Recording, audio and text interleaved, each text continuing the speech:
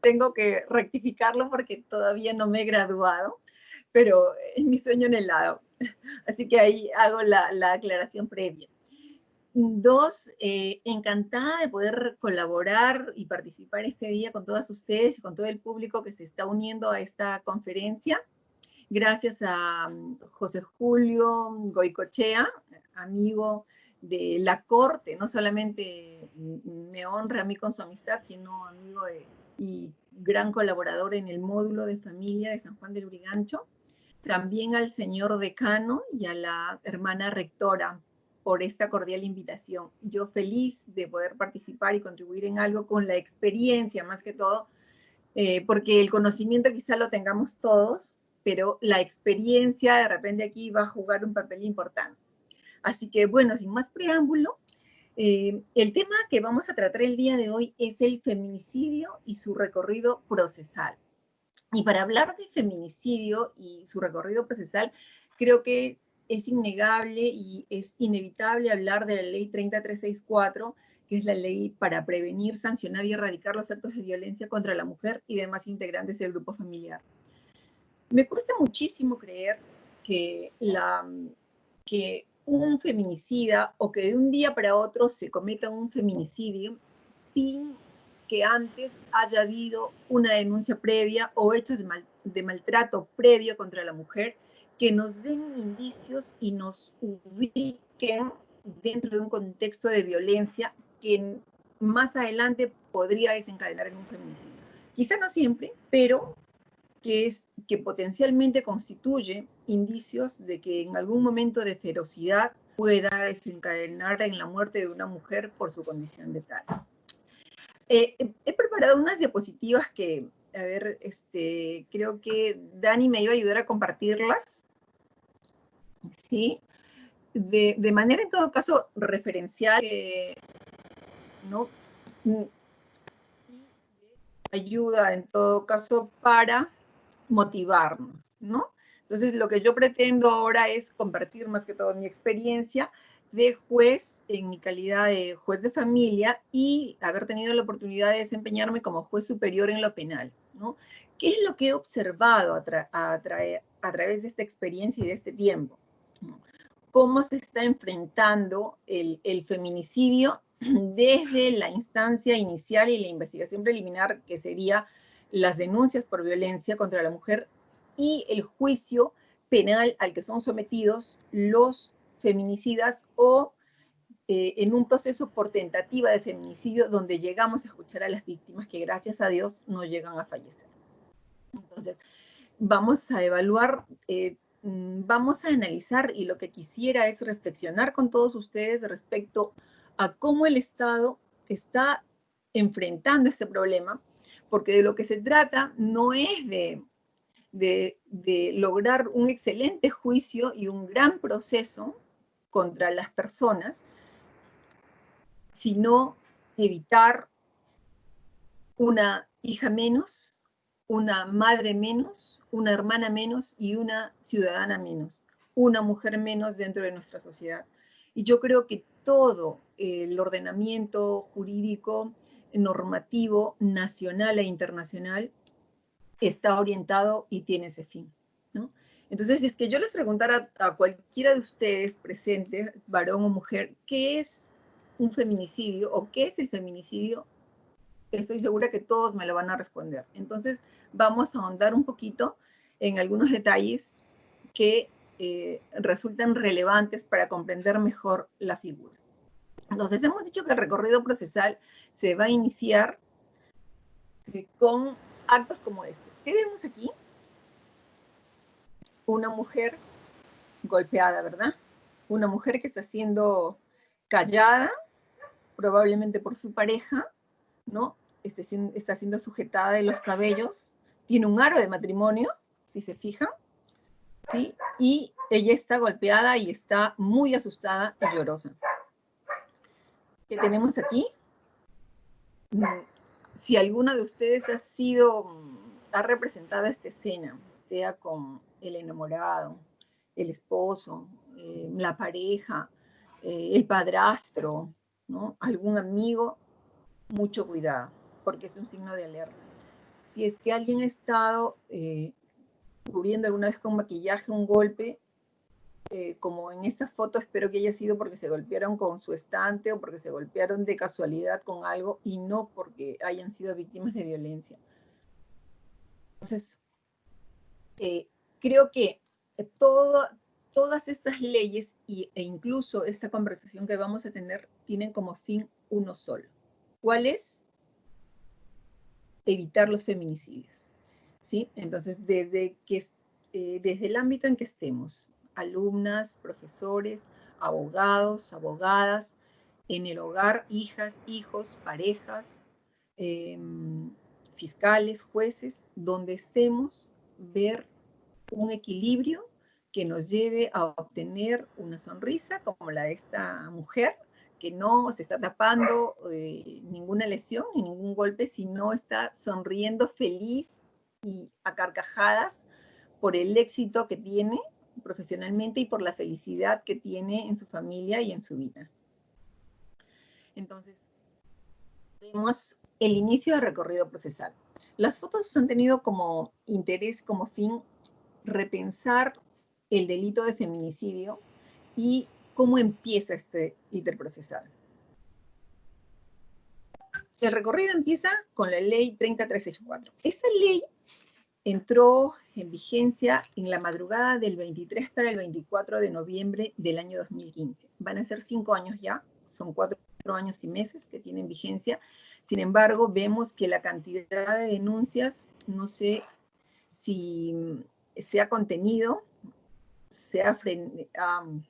sigue en incremento, o son nuevos casos, o es que la ley no ha tenido el éxito esperado.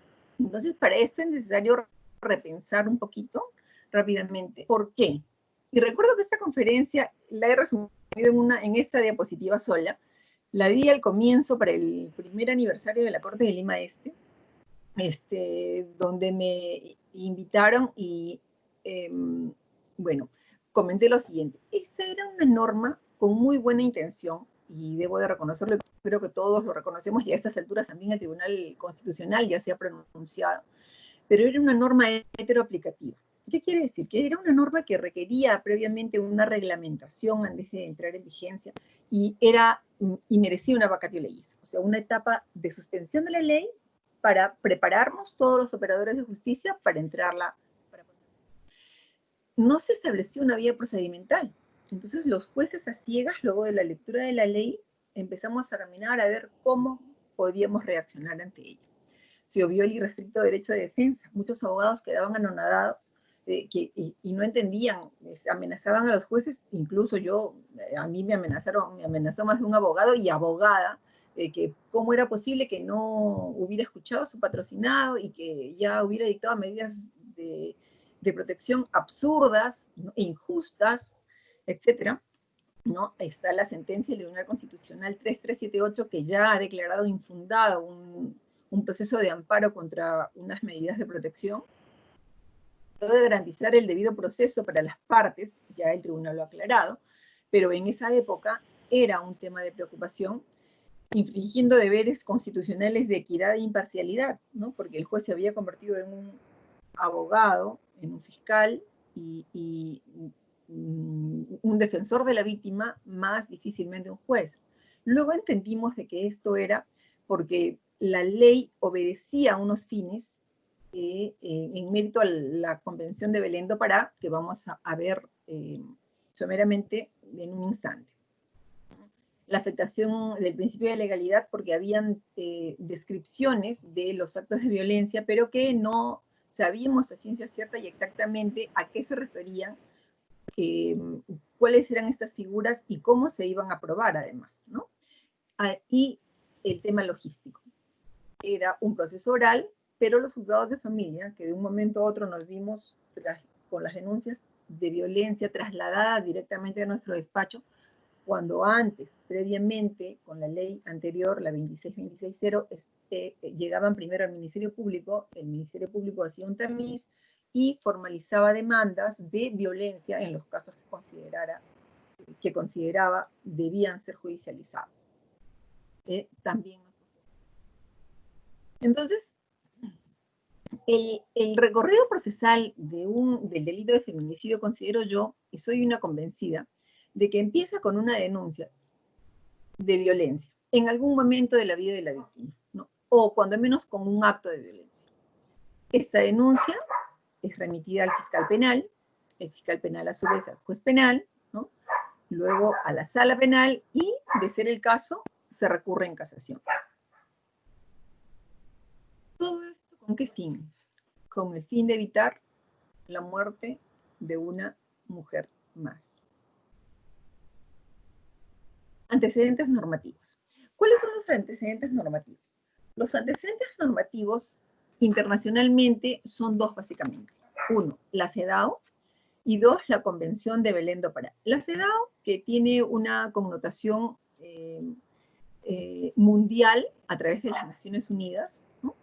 que tardó más de 30 años, 33 años en madurar esta convención, porque se formó una comisión en el año 46, si no me equivoco, 1946, y recién es en el año 79 en que se emite esta convención que tenía como fin eliminar todas las formas de violencia contra la mujer por su condición de tal, ¿no? No se olviden que en esa época, en esos años, salíamos de la Segunda Guerra Mundial, la mujer tenía derechos muy sesgados, si es que los tenía en algunos casos, ¿no? No votaba, no tenía incluso calidad de ciudadana en muchos países, ¿no? Y con esta convención que la mujer empieza a empoderarse luego de varias luchas a nivel mundial, ¿no? En distintas partes del mundo. El Perú se suscribe en el año 1982. Luego, otro antecedente más próximo es la Convención Interamericana. El nombre de la ley 3034, ¿no? que es la Convención para eliminar toda forma de violencia contra la mujer, con el título siguiente: prevenir, sancionar y erradicar todos los actos de violencia contra la mujer y demás integrantes del grupo familiar, ¿no? Que fue adoptada en 1994 y suscrita por el Perú en 1990. Bueno, transcurren los años y el delito de feminicidio se empieza a tomar forma y a ser incorporado con mayor seriedad en el Perú a través de la ley 29819, emitida o promulgada el 27 de diciembre del año 2011. ¿no? Pero ¿cómo lo hace? Lo hace de una manera muy curiosa. E incorpora en el tipo penal de parricidio el tipo, un agregado más que todo nominal, ¿no? Así, casi figurativo, señalando, ¿no? que si la víctima del delito, dice descrito, es o ha sido la cónyuge, la conviviente del autor o estuvo ligada a él por una relación análoga del delito, tendrá el nombre de feminicidio. Pero no establece una diferenciación mayor, no establece una pena mayor, no especifica características del tipo penal, pero fue un gran avance y un gran inicio incorporarlo cuando menos en esa diferenciación. Y ustedes dirán, doctora, ¿y por qué? ¿Cuál es la importancia del delito de feminicidio? Bueno, la importancia del delito de feminicidio es la que tratamos de hacer notar respecto a la diferencia de equilibrio entre el varón y la mujer. Y voy a detenerme aquí para señalar lo siguiente. Hay personas, y de repente incluso yo, para ponerme de ejemplo yo, que de repente no nos gusta, no nos agrada del todo, como personas de derecho, el tipo penal de feminicidio, ¿no? Los que están en contra sostienen de que si es que existe un feminicidio, y este comentario lo deben haber escuchado, si es que existe el delito de feminicidio, debe existir también el delito de homicidio, ¿no? O varonicidio. Sin embargo, ¿por qué proteger a la mujer? Y quiero que reflexionemos y que si alguien quiere levantar la mano, lo haga, Yo, para ponerme de ejemplo, yo no me siento menos que un hombre, no me siento tratada de manera diferente, por el contrario me siento fuerte, resistente, resiliente, igual y de repente, a ver, ¿cómo se dice? Creídamente, para usar un término, me van a disculpar, es un poquito común, pero que se me viene a la mente ahorita, hasta más que un hombre, digamos, ¿no? Aunque sea una soberbia, pero para el ejemplo, quiero que se tome en cuenta.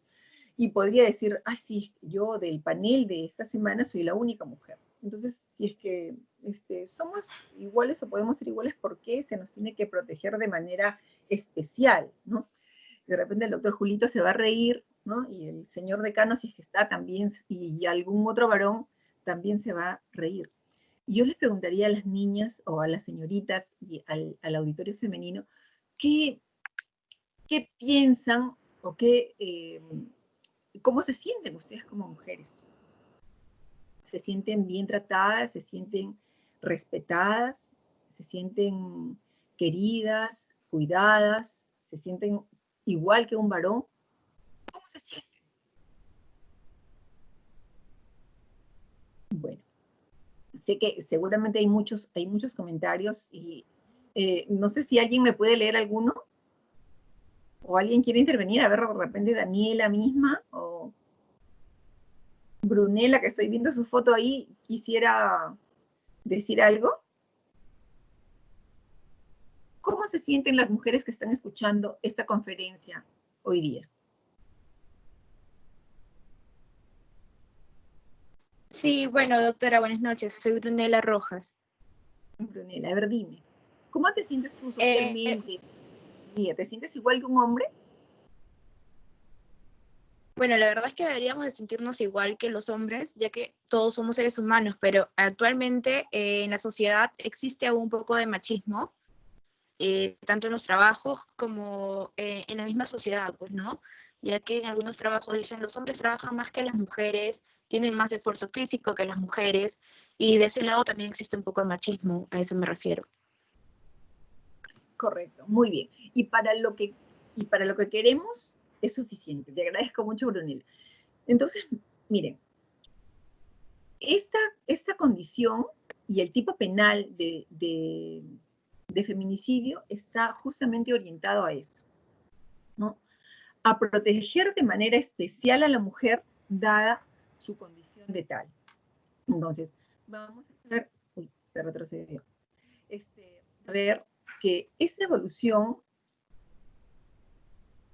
del tipo penal da un paso para proteger y lograr este equilibrio de protección hacia la mujer. Pero ¿por qué? Querramos negarlo, y aunque nos sintamos tan empoderadas, al igual que el hombre, la sociedad en la que vivimos, históricamente, desde años muy ha tratado a la mujer de manera distinta. El penal busca proteger a la mujer de la muerte o sancionar la muerte de una mujer, pero quisiera ir primeramente por resaltar el aspecto de la función preventiva del tipo penal, ¿no? Que ha sido un logro de la lucha de las mujeres empoderadas para lograr que este tipo penal se incorpore y evolucione en poquísimo tiempo hasta lo que es hoy. Entonces, vamos a seguir el íter.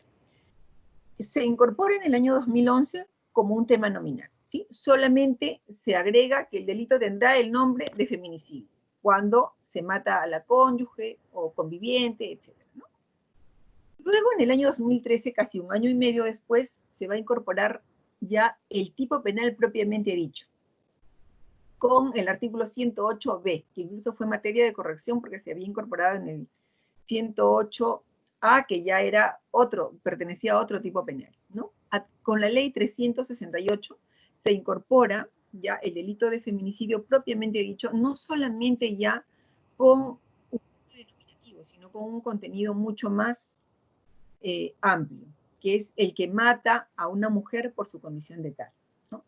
Y establece una pena de no menor de 15 años, y cuando se consideran las circunstancias agravantes, 25 años, y cuando concurren 2 o más circunstancias agravantes, la cadena perpetua. Luego, en el año 2015, mayo del año 2015, se incorpora, a través de la ley 3323, la inhabilitación de la patria potestad, tutela y curatela respecto de los casos de feminicidio, ¿no? Cuando alguien cometiese un feminicidio, además iba a perder o iba a suceder la patria potestad respecto de los hijos que ostentaba esta pareja. Llega el año 2007, ahí en el decreto, con el decreto legislativo 1323, ¿no? Se establecen una serie de agravantes. Casi esos tipos penales que he mencionado anteriormente tienen esta misma definición y este mismo contenido, que los he preferido mencionar acá porque solamente estoy haciendo un recorrido histórico del tipo penal acá en el Perú. Entonces, cuando se habla de el tipo penal de feminicidio dentro de la esfera de un contexto de violencia familiar, ya lo deben haber estudiado en la ley 3364, pero digamos, a través del maltrato físico, psicológico, económico, ¿no? Sexual, dentro de cualquier tipo de violencia definida en esta ley, por actos de coacción, hostigamiento o acoso sexual. Recordemos que la coacción es obligarnos a hacer algo que no queremos o impedirnos hacer algo que queremos y que la ley tampoco prohíbe, ¿no? El abuso del poder, de confianza o de cualquier otra posición o relación que le confiera autoridad a la gente, ¿no? Cuando la mujer es pequeña o de repente alguna situación de empoderamiento, hasta jefatural podría ser, ¿no? Un patrón, una empleada, dentro de un establecimiento, de una empresa, ¿no? Cualquier forma de discriminación contra la mujer, independientemente de que exista o haya existido una relación conyugal o de convivencia, lo que guarda relación con la ley 3364, ¿no? Que saca del ámbito de esfera familiar a los hechos de violencia y los lleva al plano comunal y al plano laboral, ¿no? Que ahora ya nos ampara ante estos actos de violencia, muchas veces soterrados, ¿no? Y que eran muy difíciles de denunciar y de creer, ¿no? Entonces, luego de, en el mismo decreto legislativo 1323 se incluyen estas agravantes, ¿no? Como novedades. Si la víctima fue sometida para fines de trata de personas o cualquier tipo de explotación que está previsto en el artículo 153 del Código Penal, o cuando hubiera concurrido cualquiera de las circunstancias agravantes establecidas en el artículo 108. ¿Qué dice el artículo 108? ¿No? Grave violencia, excesiva crueldad, etc. La pena se eleva a un tope mínimo de 25 años, ¿sí? Para el tipo penal de feminicidio, que antes había sido de 15 años, con las agravantes 25, y cuando concurriesen 2 o más agravantes, cadena perpetua. Ahora se eleva este margen mínimo a 25 años, ¿no? Bueno, con la ley, no, me rectifico, con la ley 30819, que el decreto legislativo 1323 fortalece la ley de violencia contra la mujer, pero es la ley 30819 del 18 de julio, que casi va a cumplir ya 2 años también, la que incorpora una sanción mucho mayor, a diferencia de los tipos penales que hemos visto desde el año 2011 hasta esta fecha, en que la pena inferior mínima se establece en 20 años, ¿no? Por el hecho de matar a una mujer. Cuando concurriesen las circunstancias agravantes, 25, y con la concurrencia de más agravantes, cadena perpetua. Ahora, se incorpora esta agravante que es si es que en el momento de cometerse el delito estuviera presente cualquier niña, niño o adolescente. En los artículos de feminicidio anteriormente dictados a la ley 3819, se dice de que si es que estuviera presente y el autor percibiese o supiese que había un menor presente, acá ya no interesa, simplemente si en el momento de cometerse el delito estuviera presente cualquier niño, niña o adolescente, porque era un tema subjetivo y muy difícil de probar, que supieran y a sabiendas de que estaba el menor, mató, ¿no? Entonces, hacía que se sustrajese de la agravante que estaba prevista con dichos fines, ¿no? De sancionar este hecho con una pena mayor. Otra de las agravantes incorporadas con esta ley es si el agente actúa en estado de ebriedad, ¿no? Y establece una cantidad de alcohol incluso menor a la que establece el delito de conducción en estado de ebriedad, que es, ¿no?, 0.5. Acá es 0.25 gramos por litro de sangre. ¿Por qué? Porque esta situación, ¿no?, jugaba también un tema de atenuación, en lugar de generar una sanción y completar el tipo penal, ¿no? El hombre llegaba ebrio a la casa, que es cuando se inhiben o se produce una inhibición de los frenos, o un bloqueo de los frenos inhibitorios, ¿no? Y como consecuencia del alcohol, creo que todos alguna vez de jóvenes o de adultos hemos consumido un vaso de cerveza, hemos tomado un vino, sabemos que el alcohol nos desinhibe, ¿cierto? Entonces, lo que no somos capaces de hacer sobrios y controlados, ¿no?, socialmente comportados y moderados, se hace bajo los efectos del alcohol.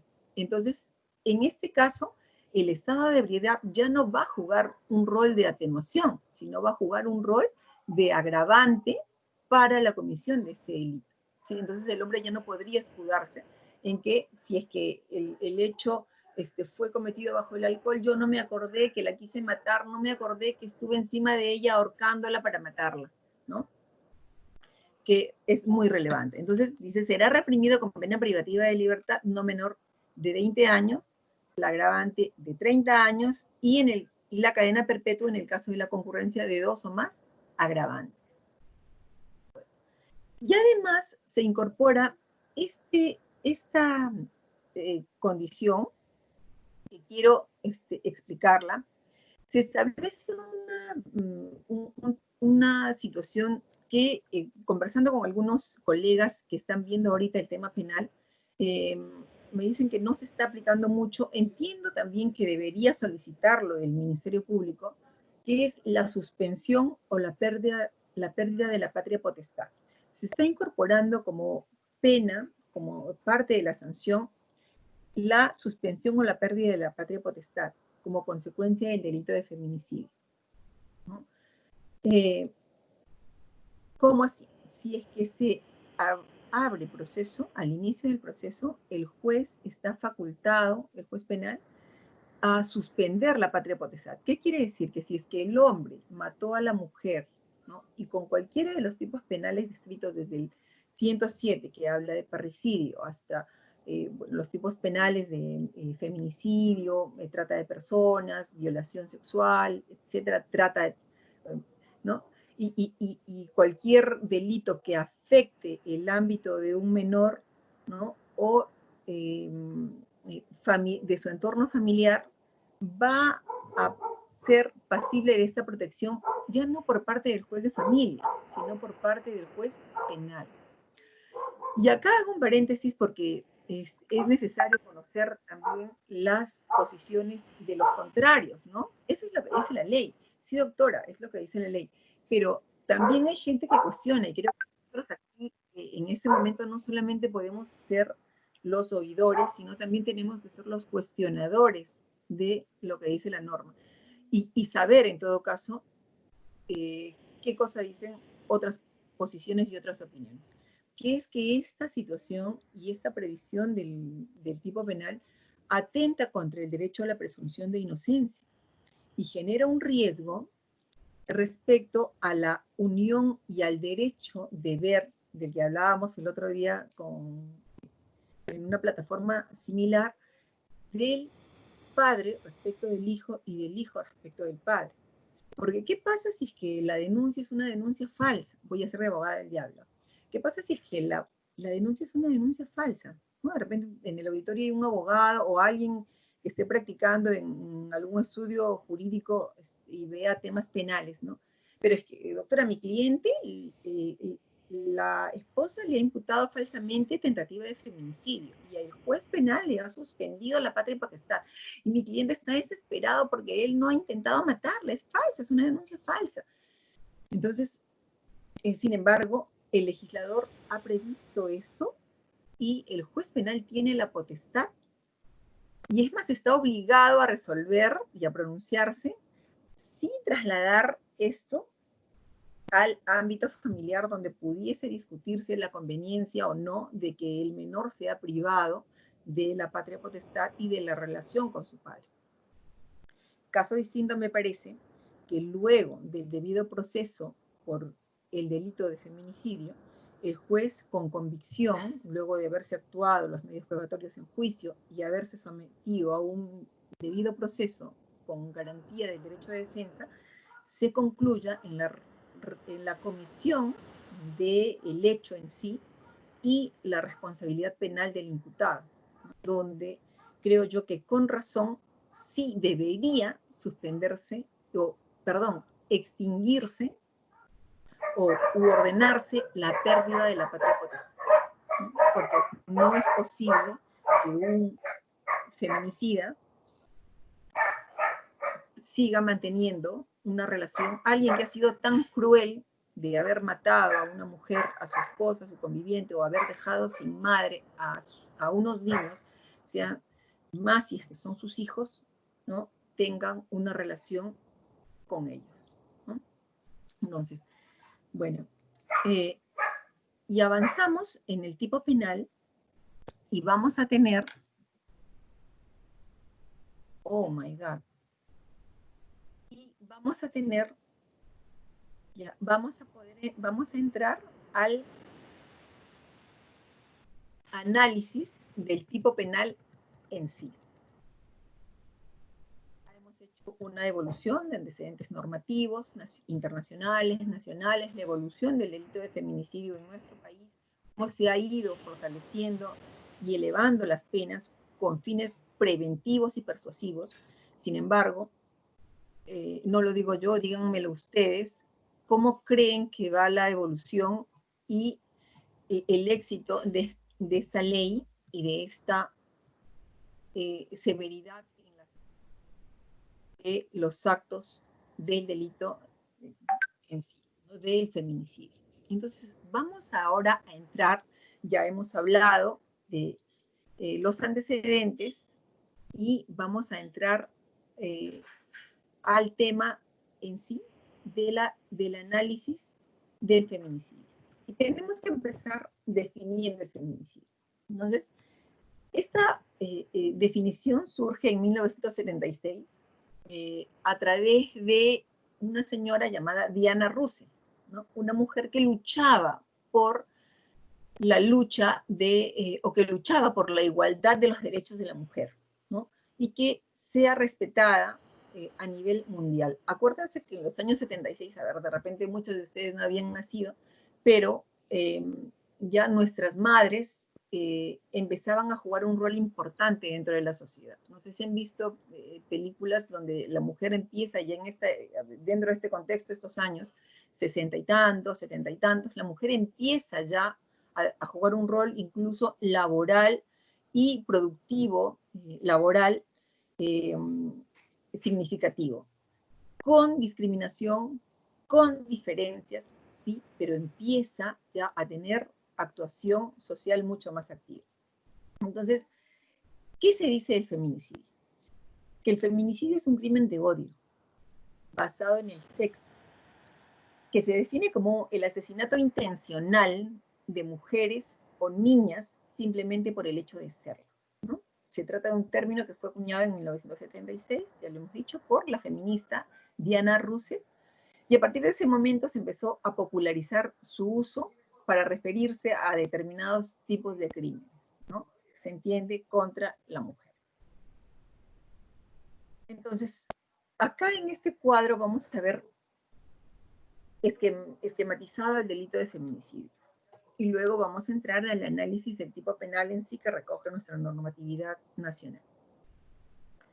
Muerte violenta de mujeres. ¿Por qué? Por razones de género. ¿Qué quiere decir? Por ser mujeres, ¿sí? Por el hecho de ser mujeres. Familia, unidad dentro de la unidad o cualquier otra, ¿no? Que ya hemos visto recogida en la CEDAW y en la Convención de Belén do Pará, ¿no? Que para prevenir, sancionar y erradicar los actos de violencia contra la mujer, ¿no? Y la primera, la eliminación de cualquier tipo de discriminación contra la mujer. Causada por un hombre, ¿sí? Pero vamos a ver más adelante y analizar el tipo, vamos a cuestionar y analizar lo que dice el Pleno, el Acuerdo Plenario 1 del 2016, respecto a quién puede causar, quién puede cometer feminicidio o no, y vamos a contrastarlo y analizarlo desde el punto de vista del principio de legalidad. Por acción u omisión, ¿sí? Entonces, hacemos un repaso. El feminicidio es el dar muerte a una mujer por su condición de tal.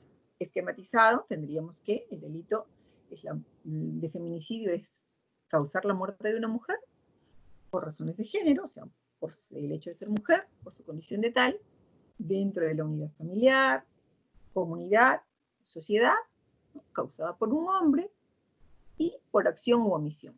Este es un esquema, digamos, consensuado a nivel mundial, pero vamos a analizar el tipo penal desde la legislación nacional.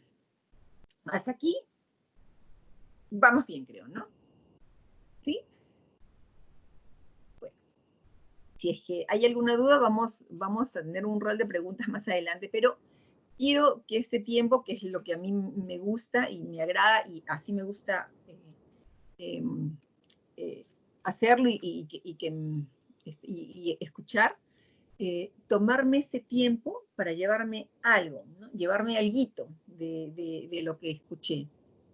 Entonces, que veamos la evolución, la incorporación de este tipo, la necesidad del tipo penal de feminicidio y qué trae consigo el tipo penal de feminicidio.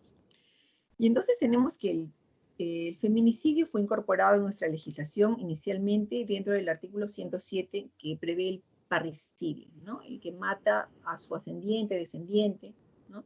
Y ahí estaba el cónyuge. Inicialmente como digamos, una cosita nombrada nada más, ¿no? O sea, como de nombre, digamos. Luego es incorporado ya como un tipo penal propiamente dicho, que con el tiempo, con los años, cada año y medio, cada 2 años, se ha ido reafirmando y haciendo y teniendo penas mucho más severas y teniendo mucha más protección del ámbito familiar. Entonces tenemos que el feminicidio es, ¿cuál es la conducta sancionada del feminicidio? Dice, el que mata a una mujer por su condición de tal. La doctora, vaya, el que mata a una mujer, ¿no? O sea, pasa a alguien, atropella a una mujer, feminicidio, ¿no? Pero tendríamos que pensar, ese atropello tuvo la intención de matar preveyó el ánimo de matar a la condición o mató a la mujer por su condición de ser mujer. Bueno, podría ser, ¿no? Podría ser si es que le estuvo esperando, si es que sabía él y tenía algún sentimiento de odio, de rencor, porque esa mujer lo despreció, porque esa mujer fue su pareja y ahora lo dejó por otro, porque lo despreció, ¿no? Como el caso de Ivy Ágreda, por ejemplo, ¿no? Que ha sido un caso que nos ha conmocionado a todos, ¿no? Y que vamos a comentar en un rato, pero detengámonos un poquito. El que mata a una mujer por su condición de tal. Este tipo penal es bastante escueto, ¿sí? Entonces ha tenido que ser completado y complementado con la doctrina, ¿sí? Y con conceptos que se han desarrollado en otras leyes, como la 3034, en los plenos jurisdiccionales, ¿no? Los acuerdos plenarios como el 1 del 2016, como el 9 del 2019, y con conceptos desarrollados en las convenciones. Entonces, que vamos a mencionar ahorita, a continuación. Entonces, dice, será reprimido con pena privativa de libertad no menor de 20 años, que ahora es la sanción mínima, es el margen mínimo penal, ¿no? No menor de 30 años cuando concurren las circunstancias agravantes, ¿no? De ser menor de edad, de ser adulta mayor, de tener un grado de dependencia con el sujeto, de ser producto de trata de persona, ¿no? Y cadena perpetua si es que concurriese alguna de las otras agravantes de este tipo penal. ¿Cuál es el bien jurídico protegido del tipo penal de feminicidio? La vida de la mujer. El bien jurídico protegido, así como en el delito de robo y los delitos contra el patrimonio, el bien jurídico protegido es el patrimonio, ¿no? De repente el celular, la cartera, en otros la buena fe, ¿no? En este caso, el bien jurídico protegido es la mujer, la vida de la mujer, ¿sí? La vida de una mujer. Por lo tanto, el sujeto pasivo podría ser un hombre, ¿sí? O podría ser un hombre trans, vamos pensándolo. Tiene una condición especial, ¿no? El contexto de dicha incorporación estaba dado para frenar la violencia de género, mujer, por tanto el tipo penal tiene una connotación especial. ¿Por qué surge esta legislación y por qué el legislador vio la necesidad de incorporar el tipo penal con estas descripciones? Las convenciones a las que hemos hecho alusión, al ser suscritas, al ser ratificadas por el Perú, forman parte de nuestro marco normativo, ¿no es cierto? Dentro de la pirámide forman parte de nuestra cumbre de marco normativo, junto con la Constitución. Entonces, vincula al país y obliga al Perú a incorporar y a desarrollar este tipo de protección respecto a un trato desigual, a un trato humillante, perverso, ¿no? De dominio, de sometimiento respecto de la mujer. Entonces, tiene una connotación especial, tiene una connotación. Es un tipo especial, es un tipo penal especial, es un tipo penal especial, ¿sí? Entonces, ¿cuál es la condición? Voy a avanzar un poquito para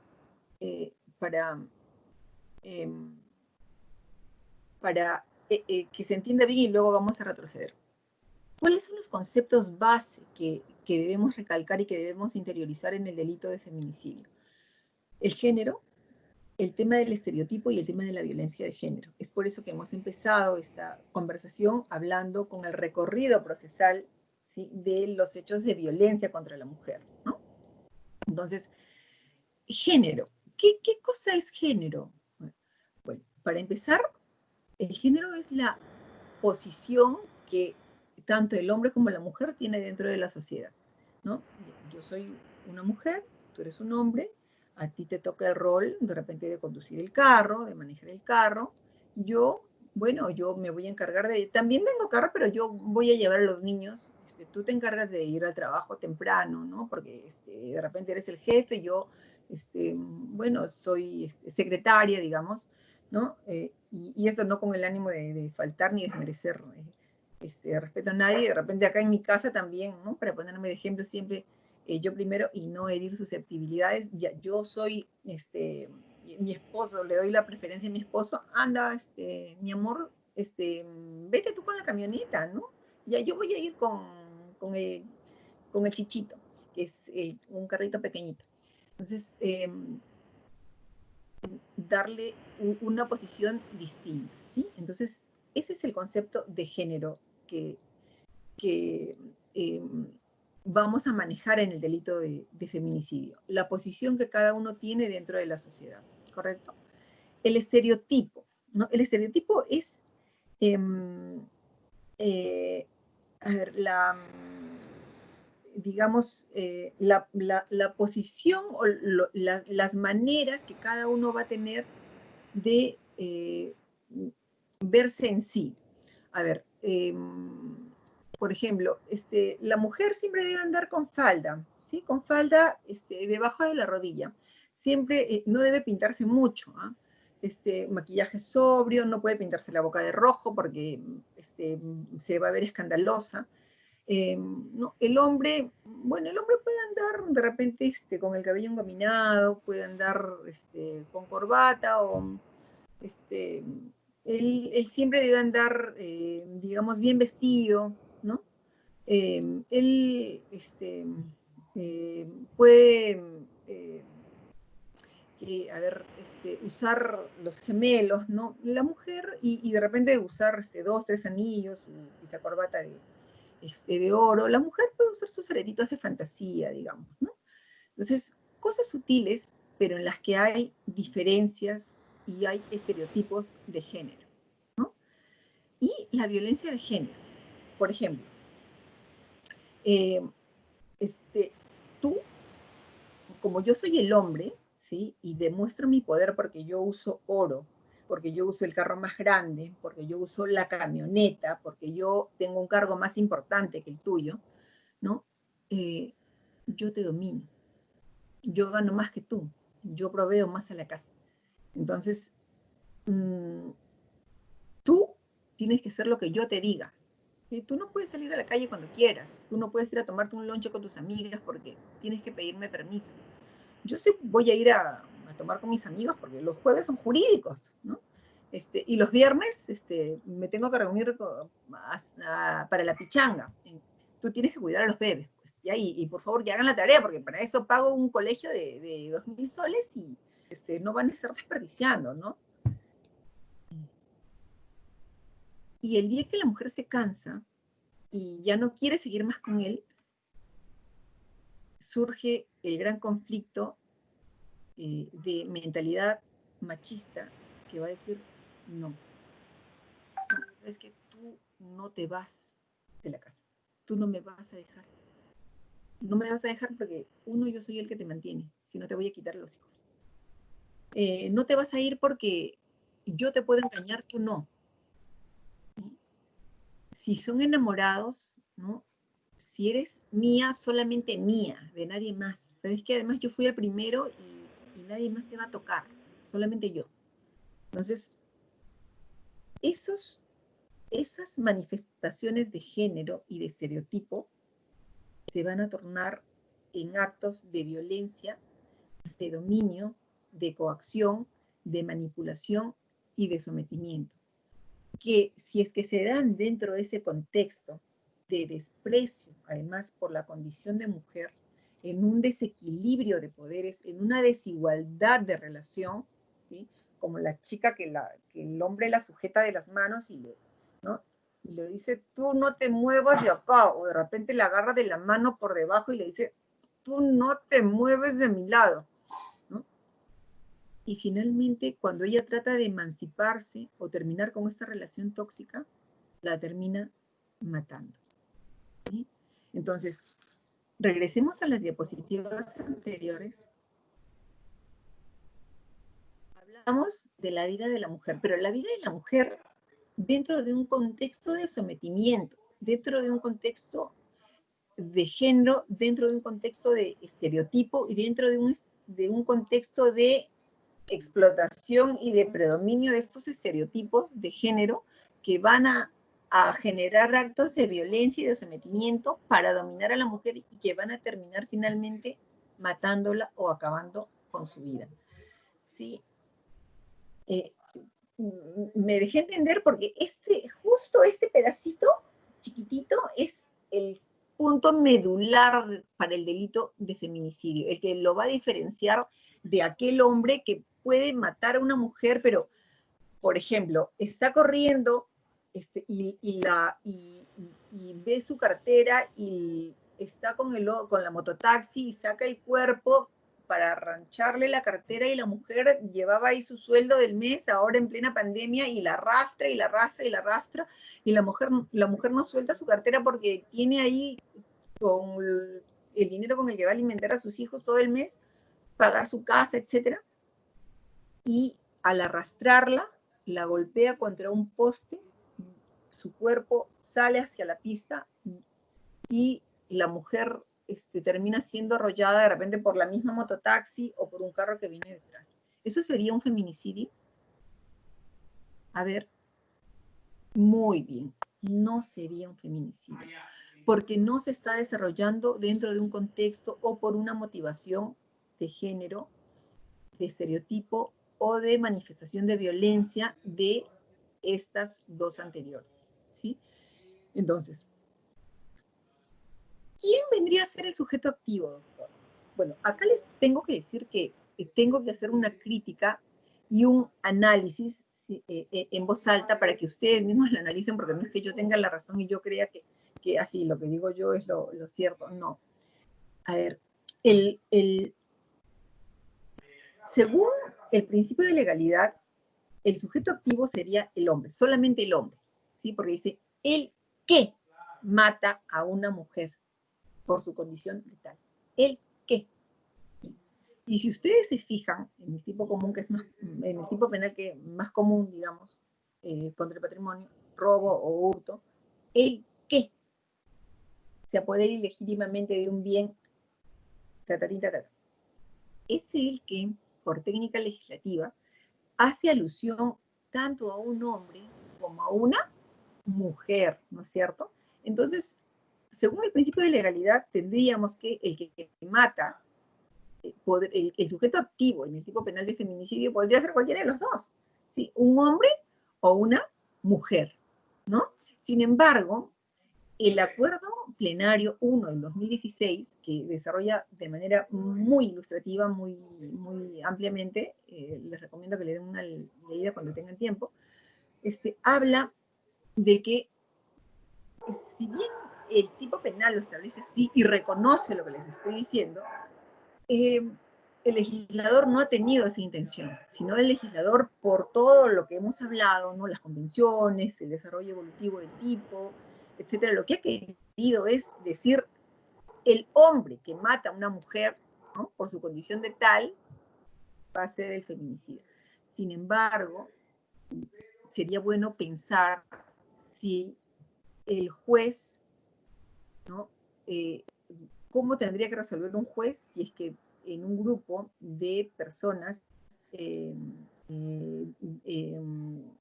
mismo sexo, ¿no? Sea dos varones, donde uno tenga una posición de pareja femenina y una pareja de mujeres en la que una tenga el dominio de poder y asuma una posición, un rol de género masculino, digamos, matar a su pareja, ¿no? Podríamos estar ante un sujeto activo y condenar por feminicidio, ¿sí? Bueno, les digo que esto como que está todavía un poquito entre claroscuro, ¿sí? Y si bien el acuerdo plenario dice de que solamente podría ser un nombre, ¿sí? Yo me pregunto, ¿no? ¿Qué ocurriría en un caso como el que les estoy planteando? Bueno, entonces, si nos sujetamos al principio de legalidad, solamente, o podría ser un hombre como una mujer. Si nos sujetamos al acuerdo plenario, tendríamos que decir que podría ser solamente un hombre el que pueda cometer feminicidio. El sujeto pasivo, sí, no hay duda, tiene que ser una mujer. Pero, y alguien podrá decirme, y el otro día escuchaba a la doctora Susel Paredes, ¿no? que está luchando para que su matrimonio se reconozca, ¿no? Aquí, y ella dice que quisiera que le denieguen la justicia como ordinaria, eh, para sentar un precedente, ¿no? Para las parejas del mismo sexo.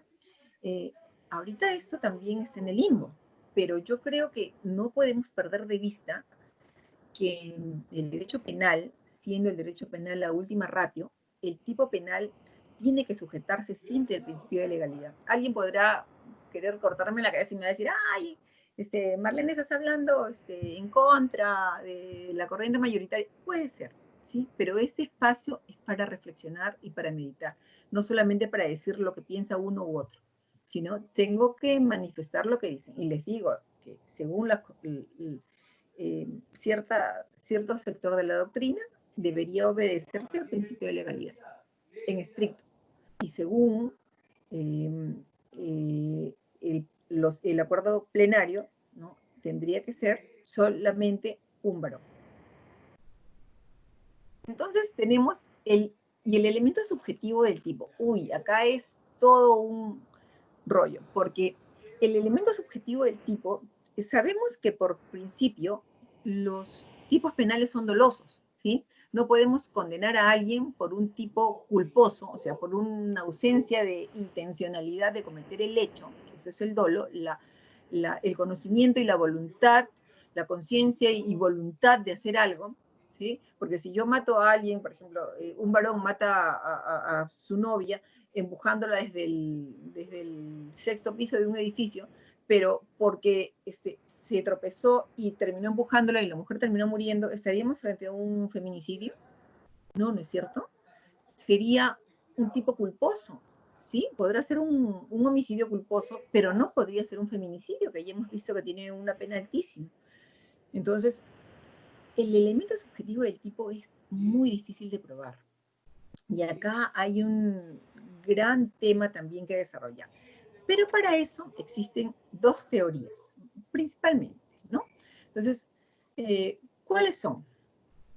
La teoría del enfoque psicológico del dolo y la teoría del enfoque normativo del dolo. Y hablaba con un colega que me decía, sí, pero si hablamos de la teoría funcionalista, ¿no? Tendríamos que hablar de que, bueno, si el hombre mató, ¿no? Y la mató por ser mujer, pues cometió feminicidio, ¿no? Ahora, ¿qué dice el enfoque psicológico del dolo? El enfoque psicológico dice de que tendríamos que ver de que ese hombre odiaba a la mujer y sentía gran desprecio por el sexo femenino y que por eso la mató. Pero, y Dios, ¿cómo vamos a probar eso en juicio? ¿No? Tendríamos que sentarlo al polígrafo, que ya hay quienes dicen que no es fiable, ¿no? Hacer una pericia psicológica, psiquiátrica, para determinar si es que tiene algún problema de odio, de misoginia, ¿no? Odio contra las mujeres, para ver si es que la mató por odio o no, lo cual es muy difícil de probar. Entonces, objetivamente, la mejor forma de probar y la teoría que tiene mayor predominio en estos casos es el enfoque normativo, ¿no? Del dolo, y que nos habla de elementos mucho más objetivos y mucho más claros de la manifestación de este conocimiento y voluntad, de esta conciencia y voluntad para cometer el hecho en sí. ¿Y cómo así, doctora? Por ejemplo, en el caso de A.B. Agreda, ¿no?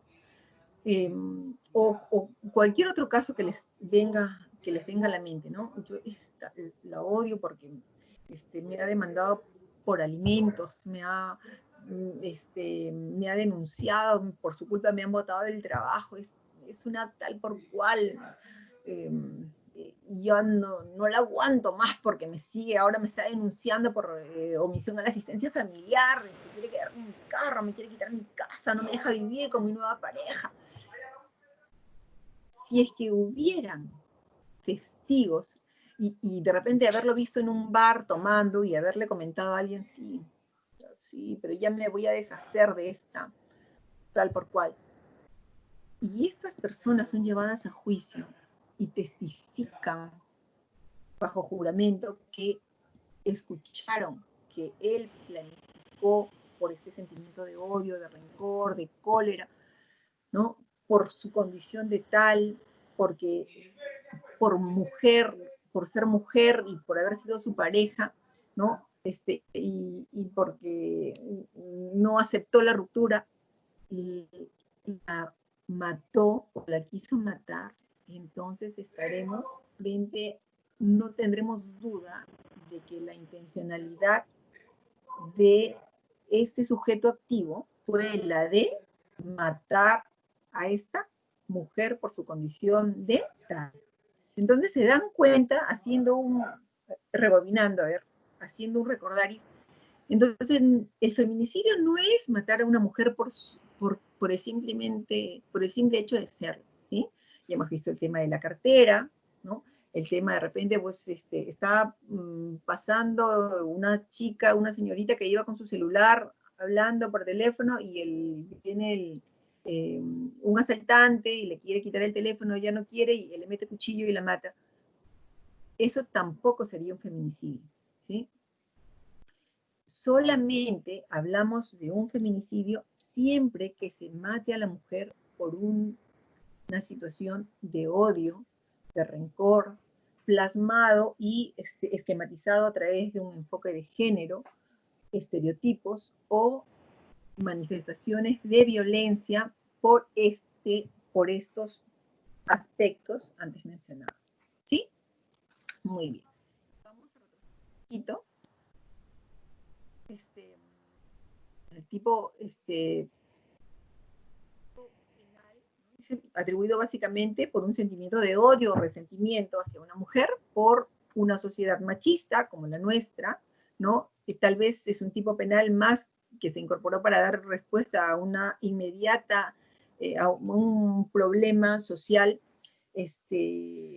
manifiestamente alarmante, ¿no? Y el reconocimiento de la protección hacia un género vulnerable y su técnica legislativa para controlar dichos abusos. Sin embargo, quisiera yo reflexionar un poquito al respecto, ¿no? Y conversarlo con ustedes. ¿Ustedes creen que a la fecha y desde que se incorporaron este tipo penal con sus diferentes evoluciones y penas mucho más severas, ha tenido el resultado esperado socialmente?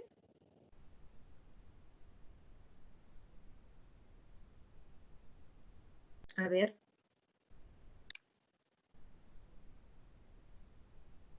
Bueno, yo creo que la respuesta, según las cifras estadísticas, ¿no? Digamos de que el resultado no ha sido muy alentador, ¿no? El mensaje, ¿no? Y a manera de reflexión sería que no solamente podemos vernos, no solamente tenemos que esperar una respuesta normativa y punitiva que sancione con cadena perpetua en todos los casos de repente de feminicidio a un hombre, sino tenemos que aprender a lidiar, entre comillas, pero no para aceptar, sino para enfrentar esta desigualdad que innegablemente existe y que aunque no nos guste y aunque nos sintamos igual de empoderadas que un varón, va a seguir con este sesgo por algunas generaciones más. Y de repente nunca vamos a acabar con él porque acuérdense que históricamente y religiosamente nosotros somos un pedacito del hombre, no somos parte del hombre, somos una costilla del hombre. Entonces, de repente, este sometimiento o este nivel de inferioridad al que nos hacen referencia y nos colocan históricamente a las mujeres, siempre va a existir, ¿no? Entonces, para esto quiero terminar concluyendo y reflexionando para no abusar del tiempo, con dos cosas. Uno, cuando la mujer denuncia un hecho de violencia, la mujer tiene que ser consciente de que si empieza una denuncia, no puede quedarse de brazos cruzados. No puede o inventarse hechos que no sucedieron para librarse de un hombre o para vengarse de un hombre, que finalmente va a terminar preso, separado de sus hijos, ella también, con dificultades económicas. No digo que por evitar dificultades económicas no va a denunciar el hecho, sino si es que es cierto, tiene que irse hasta el final y además la mujer tiene que empoderarse, ¿sí? Y para esto un mensaje a todas ustedes,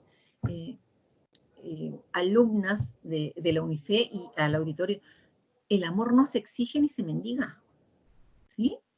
Y si es que no queremos más a alguien, hacérselo entender. De repente no con total desprecio, digamos, pero hacerle entender. Y el mismo mensaje para el hombre. Si es que la mujer no te quiere más, aguántate, ¿no? A lo hecho pecho. No diste la talla, compadre, ¿no? Entonces ahí nomás, mira, gira para otro lado. No tienes por qué lastimarla, no tienes por qué humillarla, no tienes por qué acosarla, no tienes por qué desprestigiarla, no tienes por qué matarla, ¿sí?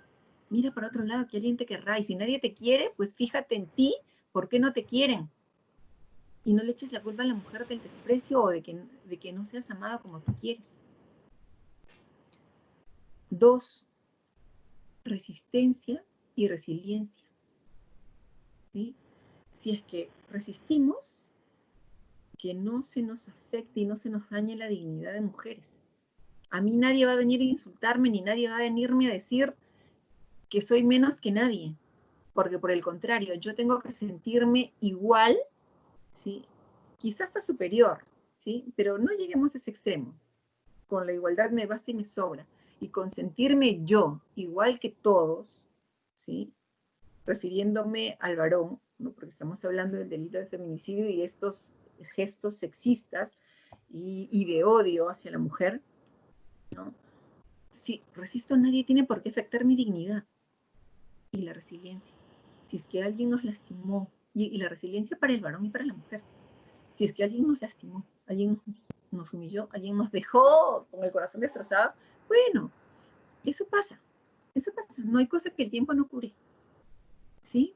No hay cosa que el tiempo no cure, ya pasará, ya vendrá otra pareja que nos ame, que nos quiera como somos. Para un roto siempre hay un descosido, ¿sí?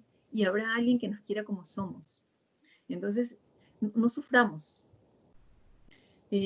Bueno, y jurisprudencia, ya la he mencionado, a grosso modo, está la sentencia 3378 del TC, que justamente ha dicho de que ya estos procesos de violencia contra la mujer no afectan los derechos al debido proceso ni el derecho de defensa del varón.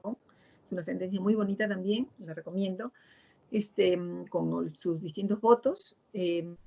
Los acuerdos plenarios también son muy ilustrativos, independientemente de que cuando estemos en la defensa, en la acusación o juzgando, tengamos la objetividad necesaria y nuestra, ¿no? Es muy interesante conocer para poder opinar y para poder defender nuestras posiciones, ¿no? Y bueno, pues el otro acuerdo plenario, el 9 del 2019, que están ahí para leerlos, ¿no? Bueno, y muchas gracias por su atención. Estoy presta a absolver las preguntas que haya, ¿no? Con el mayor gusto. Agradecemos a la doctora Luz Marlene Montero por tan brillante ponencia. A continuación, trasladaremos las preguntas que nuestros participantes han formulado a través de la plataforma Microsoft Teams, a favor de nuestra invitada. También agradecemos el interés por la formulación de estas. La primera pregunta es: si existe un enfoque en el cual se reconoce que la violencia contra las mujeres confluye en múltiples causas y factores que están presentes en distintos ámbitos a nivel individual, familiar, comunitario, estructural, ¿qué debemos hacer como sociedad para mejorar dicha situación? La ley no es autosuficiente para velar los derechos que las mujeres tienen por su condición de tal sin caer en la discriminación. Qué lindo. Yo pienso que nosotros sabemos que el derecho regula las conductas humanas, ¿no es cierto?, en la sociedad. Entonces, ¿qué hacemos con leyes hermosas, con leyes lindas, con leyes con muy buena intención si es que nosotros no hacemos nada? Y les voy a comentar el caso de mi vecina. En plena pandemia, su hermano ha entrado con un desarmador persiguiéndola, diciéndole que le iba a matar, ¿sí? Entonces, nosotros mismos tenemos que, y a todo esto, o sea, sin, ella trató de protegerse dentro del cuarto de una de sus inquilinas, y deschapó la puerta de la inquilina, y la inquilina se mudó ese mismo día porque tenía 2 niñas pequeñas, y no hay quien la proteja, ¿no? O sea, denunciar a la línea 100, denunciar a la policía vino y le ha estado haciendo seguimiento, pero no puede estar el Estado a través o del Ministerio de la Mujer o a través de la Policía Nacional del Perú o a través del Poder Judicial, a través del Ministerio Público, las 24 horas del día pegado y protegiendo a todas las víctimas, que de repente podemos ser nosotras mismas en nuestros hogares. Entonces, ¿qué debemos hacer? Debemos empoderarnos. Debemos enseñarle a nuestros hijos pequeños el respeto a la mujer, a nuestras hijas mujeres que existe igualdad, al niño que el niño también puede llorar y que eso no es vergüenza para él, ¿no? Que es lindo respetar que la mujer es lo más sagrado, no solamente por el hecho de ser mujer, porque es su madre, porque es su hermana, porque es su tía, porque es su abuelita, sino porque es lindo vivir en armonía y en respeto, en un ambiente de respeto de todos los derechos y del equilibrio, ¿no?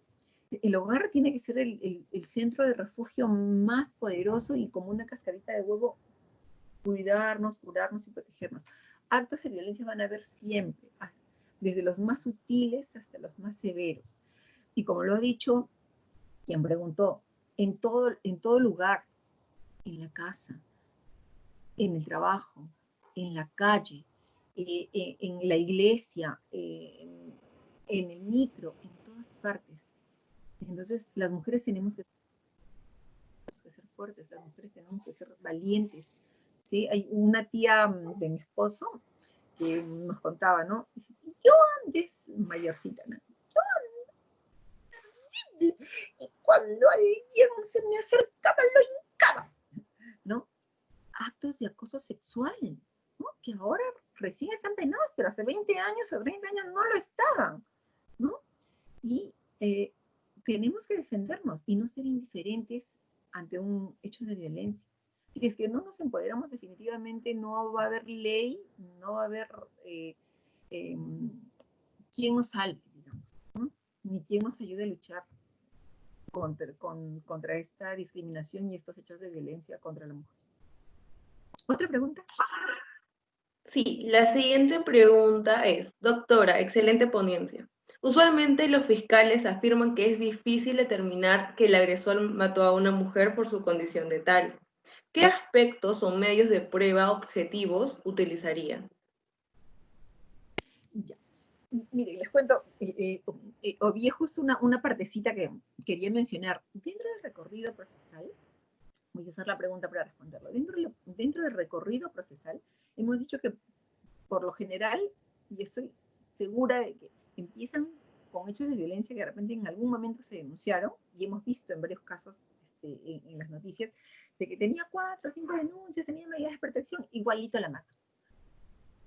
He visto casos, como juez superior en lo penal, de casos de tentativa de feminicidio. Las víctimas, juicio, para jalarse los pelos. No, señorita, lo que pasa es que yo me quería vengar de él. No, él no me quiso matar, no me quiso matar.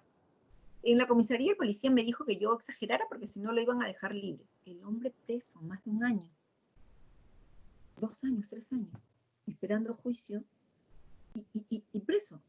Entonces, nos mirábamos con los otros jueces superiores y me miraban, ¿no? Porque saben que yo soy juez titular de familia, ¿no? Promovida en sala penal, pero provisionalmente, y ver que mis procesos por los que tanto me empeñé en proteger a la mujer que denunció, tentativa de feminicidio, prohibiéndole que se le acerque, retirándolo de su hogar, restringiendo las visitas, el régimen de visitas que incluso dictó la sala, que el hombre tenía conciliado con la mujer o que lo dictó el otro juez de familia, etcétera, dándole toda la protección, que la mujer me venga a decir que en juicio que era una mentira o que se retractaba del hecho, pues es una cosa de no entender. Entonces, para el fiscal penal, ¿se imaginan ustedes que en juicio su principal testigo, su principal medio de prueba, que es la víctima, la sobreviviente de feminicidio, se retracte de su dicho a nivel policial, a nivel fiscal o en cámara Gesell, etcétera, de que abusó de ella, que la quiso ahorcar, ¿no? Que trató de matarla después de haber abusado sexualmente de ella, etcétera, que se retracte, sea cual fuera la circunstancia, es dejar al fiscal sin medios probatorios. Es para absolver a esa persona de inmediato y ordenar su libertad de inmediata. Entonces, ¿qué hace el Poder Judicial? ¿Qué hace el sistema de justicia si es que la propia víctima no, o el fiscal no logra probar a través de sus medios probatorios, que podrían ser de repente los testigos que escucharon que la iba a matar, que estaba cansado de ella, que la detestaba porque ella estaba encima de él, era muy celosa, o era muy coqueta, o le gustaban mucho las fiestas, etc. Después de haber escuchado todo eso, que le encontraron con el cordón matado en la cama a punto de expirar, diga que era mentira, que la quiso matar.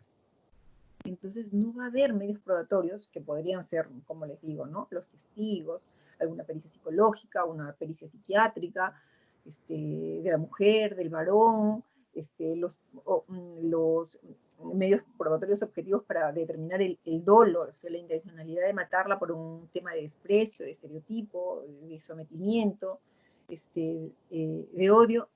Todo se va a venir abajo. Todo se va a venir abajo.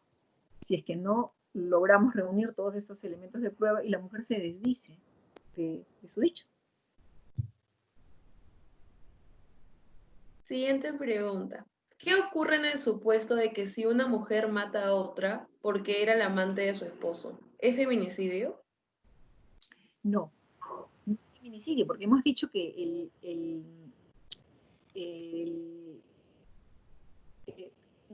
según el acuerdo plenario 1 del 2006, tendríamos que analizar si es que la mujer, si es que o sea, se establece que el tipo penal, el sujeto activo sería un varón, ¿no? Aunque para mi gusto, aunque el legislador se haya equivocado en la descripción del tipo penal, en el tipo penal calzaría perfectamente tanto un varón como una mujer al matar a otra mujer. Sin embargo, en este caso, este es un panorama. Vamos a llevar la segunda parte de la pregunta, porque le sacó la vuelta con el esposo, no estaríamos hablando de un tema de género propiamente, ni de odio contra la mujer por su condición de tal, ¿sí? No es decir, doctora, pero sí, porque es una mujer respecto de otra mujer, pero no le está matando por un tema de desprecio, no le está matando por un tema de estereotipo, ¿sí? Entonces, de repente yo podría especular y decir, pues debería variarse el tipo penal e incluirse de que la mujer también podría matar a otra mujer, de repente en un tema de pareja, ¿no? De repente en este tipo, porque la mujer desprecia a la otra mujer y como la desprecia, podría ser también un crimen de odio. Sin embargo, dentro del contexto internacional y dentro del marco normativo nacional, no encuadraría, porque difícilmente podríamos encuadrar esta figura dentro del tipo penal en sí, conforme lo hemos descrito. No sé si... Siguiente pregunta, sí. Doctora, me gustaría saber, según su punto de vista, ¿por qué a pesar de existir leyes que protegen a la mujer de cualquier tipo de maltrato, aún se registran casos de injusticia de parte del Poder Judicial del Perú? A ver, tipos de injusticia, les cuento. Cuando se promulgó la 30364, esta ley fue muy criticada, porque ponía una protección subliminal respecto de la mujer. Subliminal. Entonces la mujer tenía que, o el juez prácticamente estaba conminado a dictar medidas de protección. ¿Esté aprobado o no esté aprobado? ¿Con una pericia psicológica o no, o sin pericia psicológica? ¿Con un certificado médico legal o sin un certificado médico legal? Por el solo hecho de haber llevado la denuncia ante su despacho, ¿no?, que podía ser incluso de manera directa, se dictaban las medidas de protección. Pero, ¿qué pasa? Yo creo que esto se debe más que todo a un fenómeno idiosincrático, porque los jueces estamos muy esmerados y muy en la línea de proteger a la mujer. Se han creado módulos de familia por parte del Poder Judicial, hay una comisión de género a cargo de la doctora Elvia Barrios para proteger y monitorizar estos juzgados de familia que ven especialmente temas de violencia contra la mujer. Sin embargo, les voy a comentar un tema de mi experiencia. Yo tenía mi despacho en un solo ambiente, con una puertita allá y una puertita al lado, casi al lado de mi escritorio. Entonces, cuando empezamos a dictar las medidas de protección, ¿sí?, como les decía, de un día para otro recibíamos las denuncias verbales, llegaban los atestados a montones, ¿no? Y teníamos que dictar las medidas de protección. Las mujeres iban y tocaban la puerta. Y quiero hablar con la juez. Ya no era horario de atención, a muchas las atendí dentro del horario y otras no iban dentro del horario de atención, y de esas les hablo. Mi asistente me miraba, abre la puerta, abría la puerta y yo escuchaba. Pero es que yo no quería, la jueza ha dicho que mi esposo se vaya, que no se me saque, yo no quiero que se me saque, yo quiero más bien que vaya a ver a mis hijos, ¿no? Quiero, tiene que irme a ver, yo quiero que vaya a llevar las cosas. Una cosa no tiene nada que ver con la otra. Que pase los alimentos, incluso se les fijaba, cuando se daba alguna medida muy restrictiva, se fijaba una pensión de alimentos, y se brindaban todas las garantías, y yo era una de las que cuidaba todos los aspectos para dar las medidas de protección a mi víctima y darle la tranquilidad del caso, incluso coordinando con el Centro de Emergencia Mujer para que fuera llevada a una casa refugio, a un albergue temporal, etcétera, para que sea protegida. Sin embargo, este tipo de acciones, ¿no?, son las que, creo yo, equivocadamente nos llevan a una ineficacia de la ley de violencia y que no dé los efectos que estamos esperando. Porque la mujer o está tan familiarizada con la violencia que hasta la acepta y la ve como un tema natural, ¿sí?, cosa que no debería ser. Por eso les digo, es importante, sería materia de repente de otra charla, o seguramente ya la han escuchado, ¿no?, con otros ponentes, el tema de violencia. O sea, ¿en qué consiste la violencia? Los actos de violencia son de lo más atroces hasta de lo más sutiles, ¿no? Una mirada, un gesto, como digo yo, hasta una omisión del saludo. Hola, buenos días, mi amor. Es un acto de violencia, es un acto de desprecio. Entonces, todas estas sutilezas las mujeres no las advierten y siguen conviviendo, siguen aferradas al amor. Un día me llegó una señora llorando, fue a la audiencia. Era víctima de violencia psicológica. Es más, le recibimos la denuncia en el despacho y inmediatamente pasó para dictarle las medidas de protección porque estaba hecha un manojo de nervios. ¿Cuál era? Y la especialista me dio cuenta previamente incluso, cuál era su hecho del cual era víctima. Siéntense, agárrense de su escritorio, serénense. Estaba denunciando que su expareja la había dejado y no quería contestarle el teléfono. Le agregó que le debía plata, ¿no?, pero principalmente, y le pregunté, porque preguntaba yo a mis víctimas, ¿y qué espera usted de este proceso? ¿Cómo la puedo yo ayudar? Yo quiero que él me conteste, yo quiero que él regrese conmigo. Y yo no podía creerlo.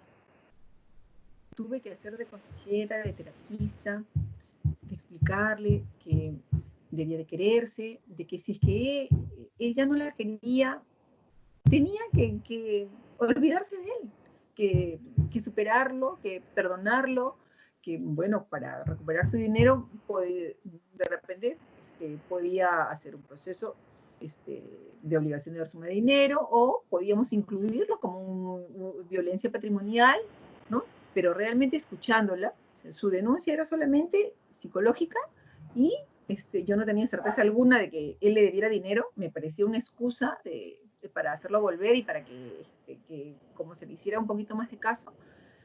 Pero escucharla es ver la percepción equivocada de la mujer y de que ella sola se pone en una posición de sumisión y de sometimiento al varón.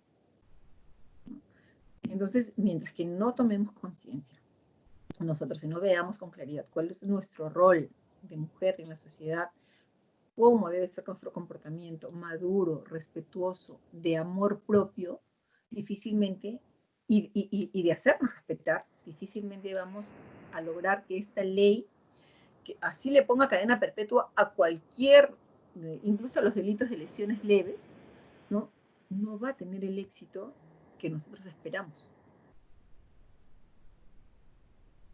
Siguiente pregunta. ¿Cuál es la diferencia de feminicidio y femicidio? Si el homicidio es lo mismo que el feminicidio. Bueno, esos dos términos eran como inventados, digamos, por las feministas, ¿no? Diana Russell era la que lo incorporó, se le atribuye a ella al menos esto, y ya ha sido incluido, pero bueno, doctrinariamente como que no tienen diferencia. Están orientados a señalar lo mismo, ¿no? La muerte de una mujer por su condición de tal. Siguiente pregunta, doctora. En la sentencia del expediente 03378-2019, expedida por el TC, la doctora Ledesma, en su fundamento de voto, señala que en el feminicidio el dolo se interpreta desde una perspectiva normativa. ¿Qué opina usted de esta posición? ¿Los jueces lo toman en cuenta para su fallo? Miren, en la práctica, y voy a hacer una autocrítica, se lleva, aunque está proscrita la responsabilidad objetiva, ¿sí? Por lo general se lleva a juicio, y los hombres, sobre todo por tentativa de feminicidio, donde uno tiene la oportunidad de ver a la víctima, nos dejamos llevar, o sea, desde el inicio, policía, fiscal y los jueces, por un tema de responsabilidad objetiva, ¿no? Y por lo general el contexto es ese, pero no, yo no estoy muy de acuerdo, o no estoy de acuerdo, ¿no?, con que se pruebe o se considere de por sí el dolo como probado. Yo creo que al ser un elemento subjetivo del tipo, o sea, una partecita más del tipo penal, en un delito especial tendría que probarse y desarrollarse, cuando menos medianamente, con algún tipo de elemento probatorio que nos dé la convicción. Y les voy a decir por qué. Y por eso la experiencia es rica, ¿no?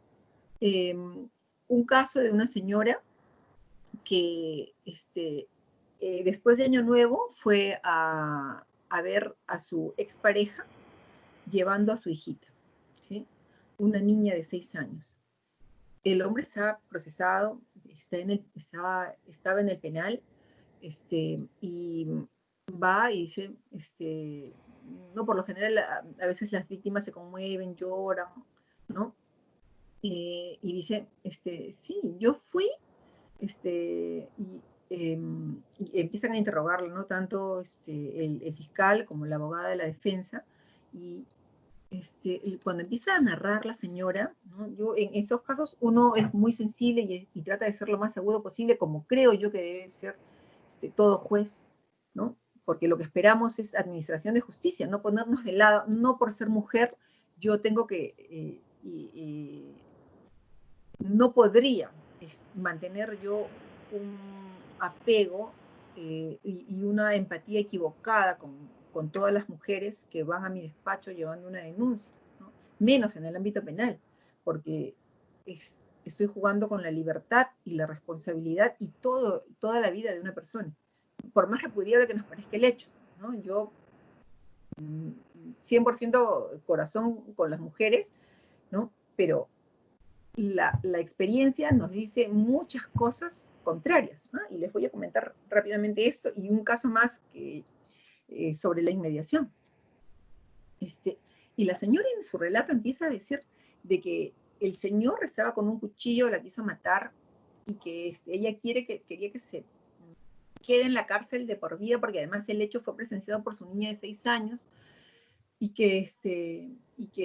cuando le empezamos a preguntar, ¿no? ¿Cómo fue que la niña llamó y cómo fue que la rescataron? Dice ella, es que él bajó al baño, ¿no?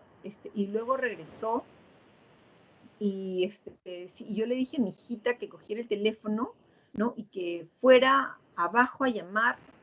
Entonces, o sea, y que los dos bajaron, o sea, tanto su niña como el señor bajaron y usted se quedó sola. Y si se quedó ahí sola, ¿por qué no pidió auxilio si la ventana del cuarto estaba pegada, daba a la calle, ¿no? O si usted dice que habían otras personas, ¿por qué no gritó, no pidió auxilio? Pues, ¿por qué no fue, o por qué fue ella a buscarlo, ¿no? Si ella dice que él quiso matarla. Y en todo caso, si la quiso matar, ¿por qué no la llegó a matar en todo el tiempo en todas las horas que dice, ¿no? O dijo que estaban juntos? Entonces, se dan cuenta de que si es que nosotros simplemente creyéramos en la palabra de la víctima y procesáramos un hecho y una escena del crimen que aparentemente pareciera una tentativa de feminicidio, porque en efecto la señora, si la memoria no me falla, estaba con el vestido roto, en la cama, llegó la familia, nadie la quiso tocar, esperaron que llegara la policía para que pudiera ver todo, ¿no? Y ver cómo víctima, que había sido víctima de tentativa de feminicidio. Yo creo que no podemos ser tan ligeros, ¿no?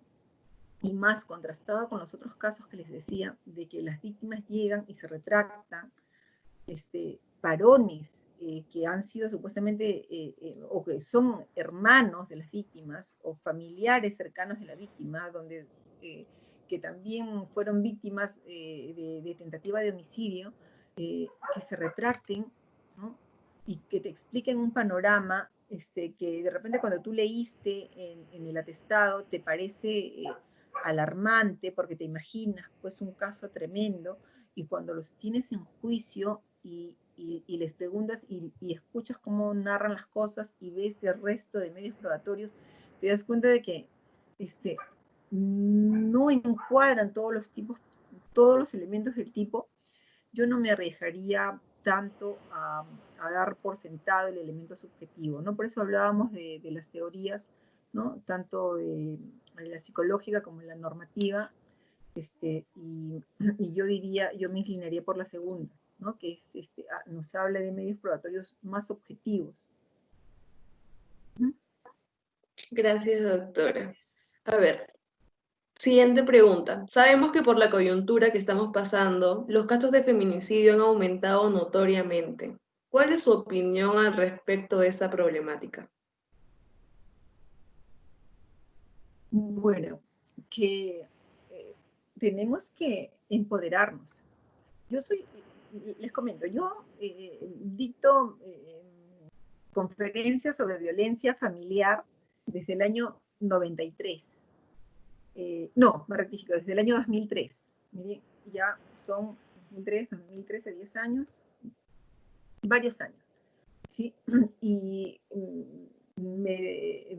en algún momento me dediqué mucho a estudiar el tema y tuve la oportunidad de ser juez especializada de familia en casos especialmente, o sea, con la subespecialidad de violencia.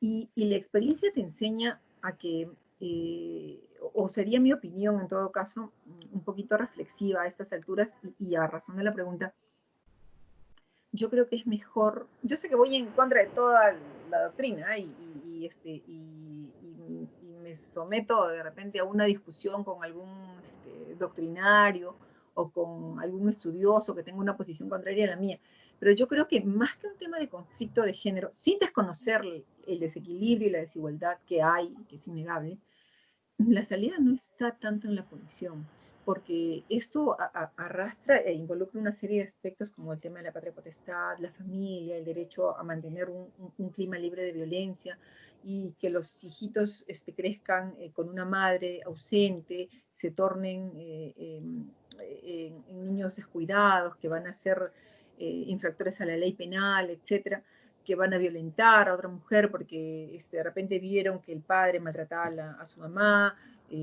van a odiar a la mujer porque la mamá no les dio cariño, prefirió irse con otra pareja, prefirió traer otra pareja a la casa, o tenía que trabajar todo el día, o que esta pareja llegó y abusó de ellos, ¿no? Etcétera. Y ese ciclo de violencia va a seguir como una vorágine hasta cuándo no sabemos, ¿no?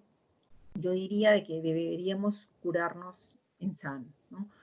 Valga la redundancia y aunque es un absurdo, curarnos en salud y difundir el tema de la salud mental. Tenemos que tener un equilibrio y aprender a querernos más, a tener mayor serenidad. Es difícil, no crean que es fácil, ay, que qué bonito habla la doctora y sí, de repente, ay, pero de repente, o tiene una vida perfecta, de repente ni ella se cree lo que está diciendo. Las dos cosas. Yo siempre digo, y lo seguiré diciendo, la vida no es perfecta y la convivencia tampoco es perfecta. Porque cuando se junta un hombre y una mujer, son todos, los dos traen un mundo distinto encima.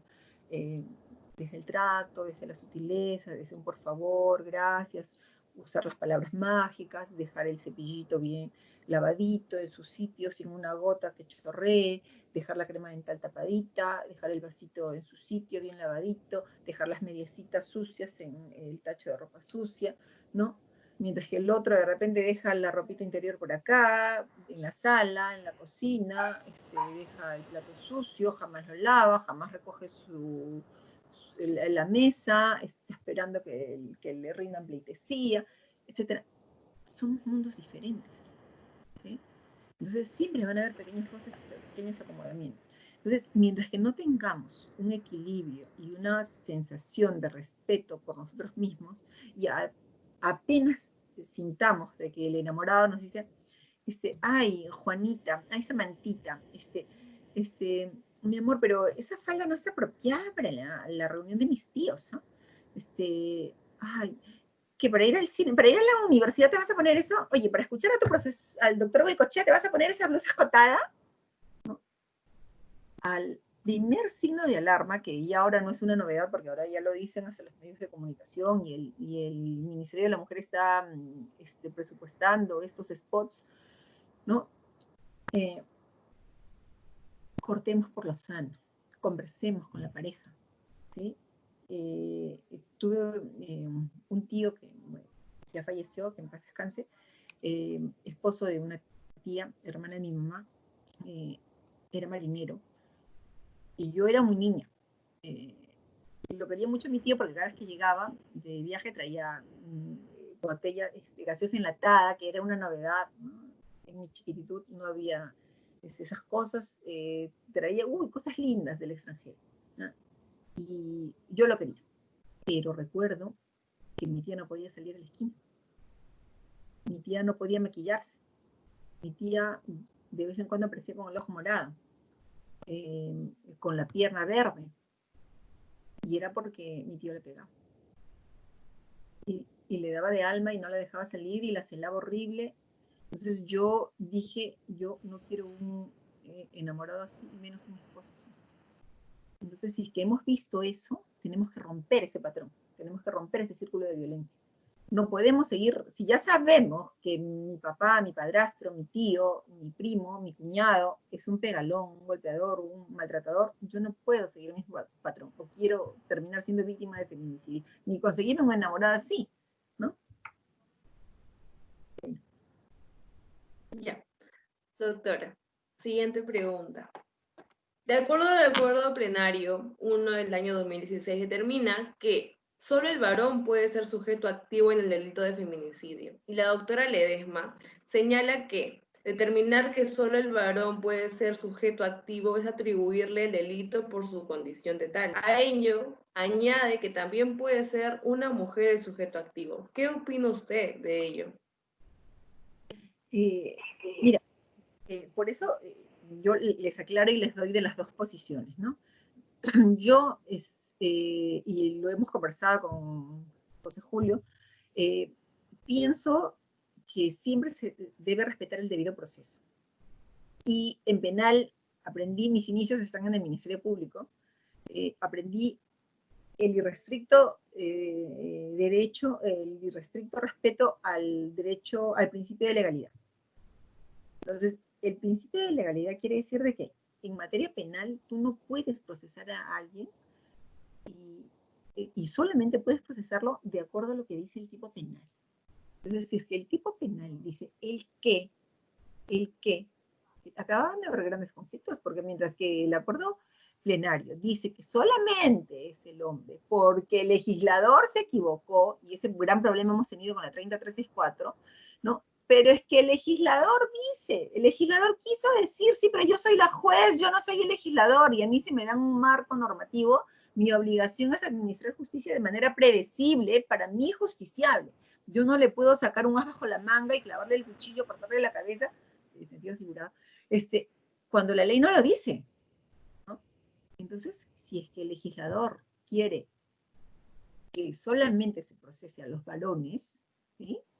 Y que no exista esta diferencia entre dos organismos, porque ninguno de los dos son vinculantes, o sea que cada juez podría podría aplicar el derecho como mejor le pareciera. O sea, si es que ahorita, por principio de legalidad, un juez, hay una mujer que mata a otra mujer, por principio de legalidad, podría procesar a una mujer por feminicidio, si es que el delito es un delito de odio. Y hace un rato me preguntaban y yo les dije que no, de acuerdo al acuerdo plenario, ¿sí? Que es lo que la mayoría de jueces está acogiendo. Pero, ¿qué pasa en el caso de las parejas lesbianas? ¿No? ¿Qué pasa en el caso de las parejas del mismo sexo? ¿No? Si bien acá no se ha reconocido matrimonio, pero hay parejas del mismo sexo. Han llegado denuncias de violencia dentro del despacho. Cuando han sido varoncitos, no se les ha podido recibir porque no han acreditado de repente la convivencia, etc. Cuando han sido mujeres, sí, porque la ley es ley para prevenir, sancionar y erradicar los actos de violencia contra la mujer y demás integrantes del grupo familiar. Entonces, si la vecina le pegó a la otra vecina, si es que la pareja mujer le pegó a la otra pareja mujer, se le protege. ¿Y qué pasa en el caso del varón? ¿Sí? O sea, para llevarlo al otro lado, ¿no? Y veamos la diferencia. O sea, si queremos igualdad, no podemos tratar de manera desigual al otro lado. Entonces, pero esto obedece a un tema de legislación. Y si el legislador se equivocó, es el legislador quien tiene que corregir el tema. ¿Sí? Van a poder encontrarse con un juez que admita un delito de feminicidio, de repente contra una mujer, y se vaya contra la corriente y diga, sí, pues yo me pego a tal doctrina, ¿no? Y otro que diga, no, ¿saben qué? Yo me pliego a tal, ¿no? Y encontrarán fundamentos, y habrá fundamentos para las dos posiciones, ¿no? Como una resolución judicial. Yo juez, o otro compañero o colega juez o jueza, vamos a tener criterios distintos respecto a una misma cosa. Pero el secreto va a estar en la argumentación. Gracias, doctora. La última pregunta. Hemos tenido gran acogida. El delito de feminicidio, tipificado en el artículo 108b del Código Penal, sanciona con penas los actos que ponen en riesgo la vida de una mujer por su condición de tal. ¿Cómo es posible determinar los actos que ponen en riesgo de su condición de tal y no confundirlos con otros tipos penales? Ya, a ver, repíteme la pregunta para sacarle lo rico. Okay. ¿Cómo es posible determinar los actos que ponen en riesgo la vida de la mujer por su condición de tal y no confundirlos con otros tipos penales? Ya, justamente de odio. O sea, es un crimen definitivamente. A ver, si tenemos que hacer un resumen de todo lo que hemos hablado, es un crimen de odio. Y entonces acá lo que vamos a ver es que el hombre o la mujer o el sujeto activo, que es el que mata, va a matar a alguien que va a ser una mujer, en este caso el sujeto pasivo siempre va a ser una mujer, por su condición de tal, pero por un motivo de odio. No es de que yo vi a la mujer que estaba caminando y le quise robar, ¿no? Y saqué el cuchillo, saqué la pistola y le disparé, ¿no? O el otro caso, ¿no? Estaba en la azotea, estábamos tomando un trago y me tropecé, la empujé y se cayó, ¿no? Eso podrá ser un homicidio culposo, podrá ser un homicidio simple, podría ser, por ejemplo, el caso de Avencia Mesa, ¿no? Otros casos son homicidios calificados, pero a partir del tipo penal de feminicidio, con toda su descripción como tal, van a hacer que este hecho se diferencie siempre que en la actuación, en la comisión del hecho, existan elementos o de género, que mate a la mujer por la condición de que ella tiene un rol diferente en la sociedad, por un tema de estereotipo. Tú, ¿sabes qué? Tú eres mía, yo fui tu primer hombre, nunca vas a estar con nadie más, no me puedes dejar, no puedes estar con nadie más, si quiero yo puedo tener 5, tú solamente conmigo, ¿no? Y al no hacerle caso, termina matándola, ¿no? Ahorcándola, degollándola, torturándola, abusando de ella sexualmente antes de matarla, sometiéndola a trata de personas, la lleva y la esclaviza y la empieza a vender sexualmente, etc. O sea, o la mata porque es anciana. Hubo un caso de una ancianita, esa es una de las agravantes que se han contemplado en una de las últimas modificatorias, creo que es, no sé si es en la 368,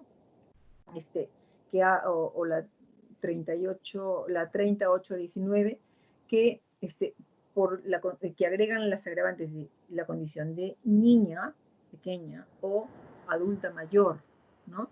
Entonces, que si es que, por ejemplo, un hombre abusa y dice, o sea, la odio, por ejemplo, tiene de repente algún trauma con alguna nana que lo cuidaba, que era una señora anciana y que le hizo tocamientos indebidos cuando él era menor, ¿no? Lo cuidaba y le tocaba sus partes íntimas, abusaba de él sexualmente. Entonces él crece y un día encuentra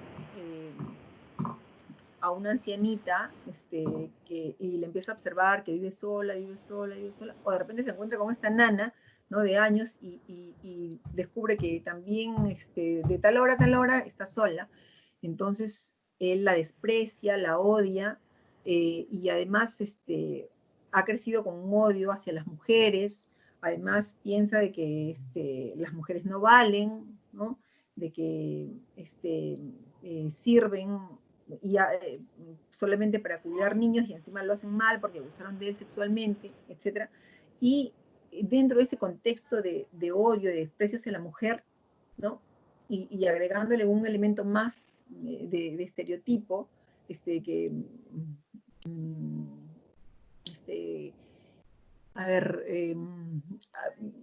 un contexto que le dé desprecio por su condición de mujer, la termina matando. Pero previamente abusa sexualmente de ella para vengarse de los actos de abuso sexual que ella cometía contra él cuando era niño, y de paso la tortura, ¿no? Y la termina degollando, ¿no? Ese, por ejemplo, va a ser un delito, ese va a ser un feminicidio, ¿sí? A diferencia de los otros casos, por ejemplo, el de la mototaxi, que jalaba la cartera y termina chancándole la mano y de repente dándole un disparo, ¿no? Ahí, en el caso del disparo, por quitarle la cartera, hay odio, hay desprecio por su condición de mujer, No, no es cierto, porque pudo haber sido un varón, la intención no era matarla, de repente la intención solamente era quitarle la cartera, pero bueno, por este fin lucrativo al final de apoderarse la termina matando, que es un crimen también repudiable, ¿no? Pero no sería un feminicidio. El atropello de una mujer, ¿no? Que va caminando y el taxista se agacha para recoger algo, o el celular, o ver el celular y la atropella, tampoco sería un feminicidio, porque no hay la connotación de odio ni de desprecio por la condición de tal, ¿no? Por la condición de ser mujer. Muchas gracias, doctora Marlene Montero, por las respuestas efectuadas. Ahora le cedo la palabra para las acotaciones finales al director de este círculo de estudios, el doctor José Julio Goicoechea Elías. Sí, gracias Clarisa. A ver, como dicen los colombianos, ¿no? A ver pues, dicen los colombianos. Marlene, la verdad, pucha, súper agradable la conversación, bien motivante para las chicas. Marlene tiene ese toque, ¿no? De no solamente conocer el derecho, sino hacer amena la exposición. Y eso no es fácil de conseguir. Esta ha sido la participación que más asistencia ha tenido. Y debo decirte que veo en la lista varios de tus engreídos del consultorio. No sé si te quieras dirigir ahí en 2 minutos y de mi parte nada. Se están haciendo cosas, no sé si de repente les ha quedado debiendo plata, algo de eso, pero que están. Ay, Listo, me muchísimas despido, Marlene, gracias. me despido. Gracias, José Julio. Para mí un placer. Esta es una colaboración con el mayor cariño y gusto para el Círculo de Estudios de Derecho Penal de la UNIFE. Encantada, muy placentero para mí compartir estas experiencias con las chicas, darles esas sobre el delito de feminicidio.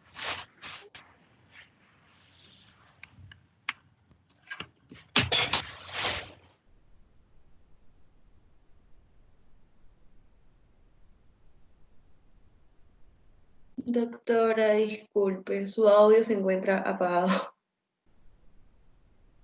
My God. Bueno, entonces me voy a volver a despedir. Decía que, bueno, encantada, yo feliz, agradecida por la invitación. Ha sido una colaboración para el Círculo de Estudios de Derecho Penal de la Facultad de Derecho de UNIFE. Gracias, encantada de haber compartido estas pinceladas con ustedes y sobre todo el mensaje final, empoderamiento, porque mientras que no nos empoderemos, si no confiemos, si no creamos en nosotras mismas, si no nos liberemos de ese yugo que existe, no sé si imaginariamente, concretamente, y en la cabeza nuestra o de la parte masculina, no vamos a parar con esto. Así que tengan una linda noche, un beso y un abrazo para cada una. Me despido. Nuevamente agradecemos a la doctora Marlene Montero por su excelente disertación. El tema expuesto es muy controversial e importante para nuestra formación académica, además de aportar a la capacitación de todos nosotros y a la adquisición de nuevos conocimientos. Finalmente, antes de culminar, les compartimos el flyer de nuestra última sesión.